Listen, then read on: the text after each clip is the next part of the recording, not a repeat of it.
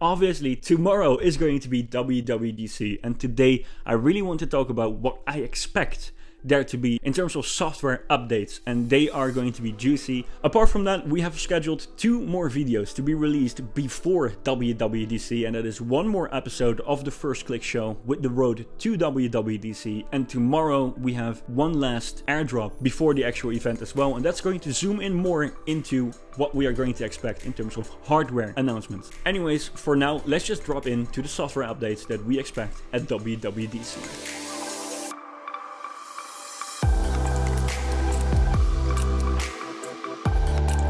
Okay, let's just start with the smaller bits, the OSs that we do expect software updates for, but probably the smaller updates of the bunch, right? For example, tvOS. What can you change about tvOS at the moment? Obviously, the visionaries at Apple are working on something, but if we're going to see it this year, I am not too sure. I feel like it's going to stay relatively the same. There might be some optimizations, and they're probably going to show some optimizations with the new Siri remote and obviously the new Apple TV that has been released, maybe in combination with the HomePods, which are also going to get a update, right? Software updates with new features, but is it going to be something that is going to blow us away? I'm not sure. I feel like tvOS is going to be replaced with homeOS. homeOS has been leaked by Apple themselves, and I strongly believe that it wasn't a typo, it is real, it is something that's going to come.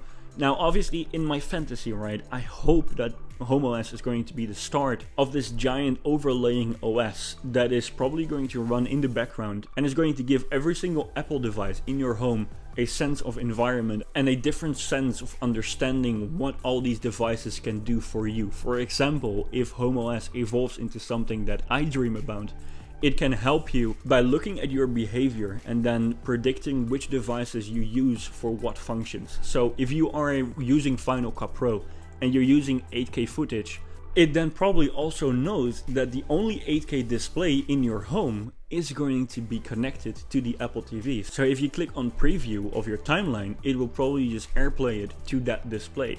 I'm not sure, it's probably going to be a toggle that you can toggle on and off if you don't want to, but it would be such an amazing thing to preview it on an 8K display so you can see what your audience is going to experience the moment they put it on an 8K display.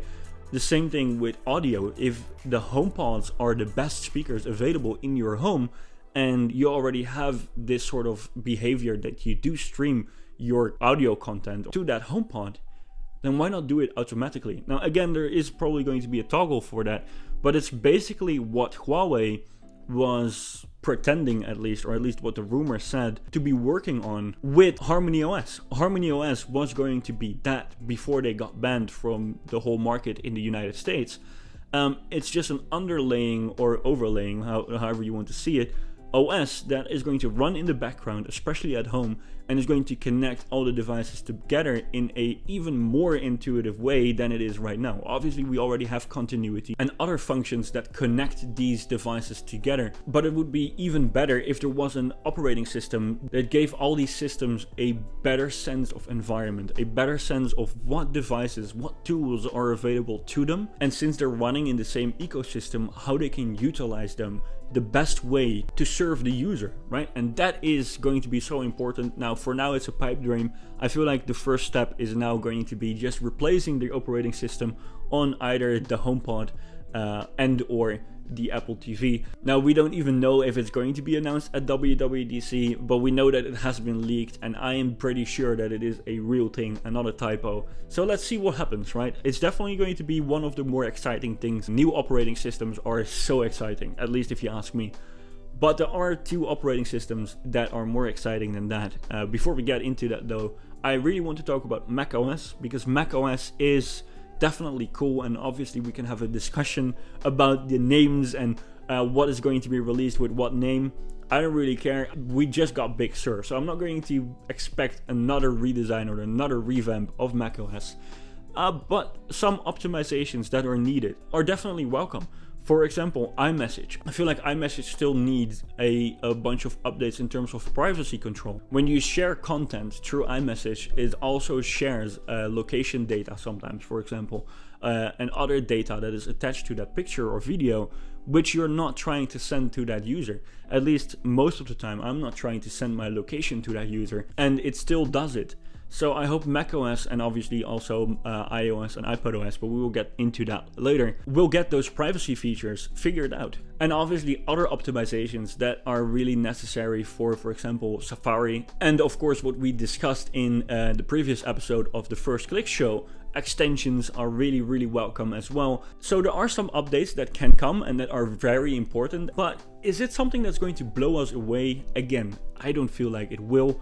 But it's definitely going to be cool. Again, the visionaries at Apple might have a very different plan that hasn't been leaked yet, and they might revamp macOS again. I don't know. It could be, right? It could be, but I am not going to keep my hopes up for that. I feel like these updates are going to be tremendous as well, and some efficiency updates, maybe some optimization for the M1. And then we got iOS and iPadOS. And I am personally more excited for iPadOS than iOS, but I am still quite excited for iOS. Obviously, we are going to have to talk about the notification center, which is probably going to get a revamp, right? Smarter grouping, maybe even a smarter way to allow certain apps to notify you in certain situations when you're sleeping, when you're at school, when you're at work, when you want a mindful, restful moment in the day, for example. Like, there are so many moments where you want certain apps to stay out of your life and other apps could still be really relevant for you, for example, in the office. Obviously, we have the update to the Health app as well, right? The food tracking features that are coming to the Health app. And you can be damn sure that these features are going to trickle down to watchOS and maybe even tvOS as well, right? I was talking about it in the beginning of the video. But food tracking obviously is nothing new. I use a app called Lifesum, which is working really well. It is just expensive, and it's probably not integrated on a level that Apple can do, right? Now, besides all that, we're going to get updates to Apple Maps and Safari, and specifically the last one, I feel like they're going to be a bunch of special updates for iOS and iPadOS, and that is, for example, input. I hope the WebKit API from Apple is going to support more input devices, for example, a keyboard, mouse, trackpad, especially on the iPad. We will get into that, but also maybe on the iPhone. I mean, why not? Especially to keep these game streaming platforms out of the App Store, right? We need that support, but also to give Microsoft, Nvidia, Amazon, Google the opportunity to create their app, their web app, in Safari for the mobile browser and give it support for keyboard input and mouse input so you can play every single game on that platform, right? No more limitations. That would be a sick update, and I feel like something like that might be coming at WWDC. Obviously way more than this, but this is just stuff that I am able to make up in my mind right now, right? Now, there is this last story floating around about iMessage, right? And people are suggesting a huge update for iMessage. Apart from obviously more privacy features that I already discussed with macOS, for example, I really expect iMessage to turn into something bigger. Maybe they're going to connect it to, for example, Apple Arcade, so you will be able to find groups through iMessage. Maybe they're going to turn it into a social network. A lot of people are saying that Apple is going to make a privacy-focused social network, and they're going to build that around iMessage. I hope it is real, because I would switch straight away. I need a platform that is focused on privacy. Right, I will probably have some branding accounts on Twitter and Instagram, for example, whatever. But my personal accounts can finally migrate to a platform that I trust with my personal data, and that is obviously Apple at the moment. I'm sure Apple has a way, so let's see what happens. If this is true, that will be insane, and that is definitely going to blow me away. But then we get to the juiciest of the juiciest of the juiciest of the juiciest updates that I expect at WWDC. If this doesn't happen, the iPad Pro that has been launched with M1 will be in a permanent state of limbo. Let me draw a timeline for you. What happened with the iPad Pro was obviously trying to break free from this argument that the iPad is just a blown up iPhone. The first iPad Pro kind of tried, and it came far enough for that time, right? Maybe Apple tried to push it a little bit too far when they said, "What's a computer?" in an ad. Now, then they switched from iOS to iPadOS, and it did get a bunch of features that I was like, okay, now we see some distinctions there, but it still didn't sell the product as something that is standing on its own. It's still heavily inspired from iOS. And like tvOS is the same thing, and watchOS has the same thing. It's all inspired from iOS, But with watchOS, I actually have a feeling that it's not a tiny iPhone. It's actually a device that stands on its own. tvOS, exactly the same thing. It's a device that stands on its own. You see that it is inspired from iOS, but you can also see that it is completely different and it has its own identity, it has its own feeling, it has its own sense of how the operating system has to work to obviously accommodate to the bigger screen and to obviously accommodate to what you can do with that screen. What buttons do you have? What is there available to you right now? And the iPad has been slacking in doing that for the past couple of years. The power was insane, and especially a few apps were tremendous in taking advantage of that power. But we need an operating system now with the M1 that's going to show how distinct this device is. We need a similar way in how Macs use applications, for example in separate windows that you can minimize, that you can resize, and that you can put on the screen wherever you want. We need more pro-grade apps on this device. We need Logic. We need Final Cut Pro. This is stuff that we need, not only to make it seem like the iPad is finally something that stands on its own, but also to finally be able to utilize the power that is now in this iPad. It is absolutely insane that we still have a cap in the amount of RAM that we can use when you have iPad Pros now that have 16 gigabytes of RAM and the cap is 5 gigabytes. That is absolutely mental. And iPadOS, obviously, apart from just lifting that limit, has to show that this is now a serious product, which it always was, and it always helped me to start editing on the go, right? And then go to iMovie on the Mac when I am home and finish the project there. But I would like to, from start to finish, feel comfortable with using the iPad and just the iPad. That would be amazing. And I feel like iPadOS 15 is going to have to show for itself why it has to exist. If it doesn't, I'm just gonna say it, it's going to put this iPad in a permanent state of limbo. Like, for us as Apple fans, I really like this iPad. I am using it every single day and I love it, but I can definitely recognize other people that are looking at it and be like, why shouldn't I just buy a refurbished 2018 one? Like, why not? It doesn't really matter. Like, the RAM cap is 5 gigabytes. So if I buy a high-end version of that, I have the 6 gigabyte version.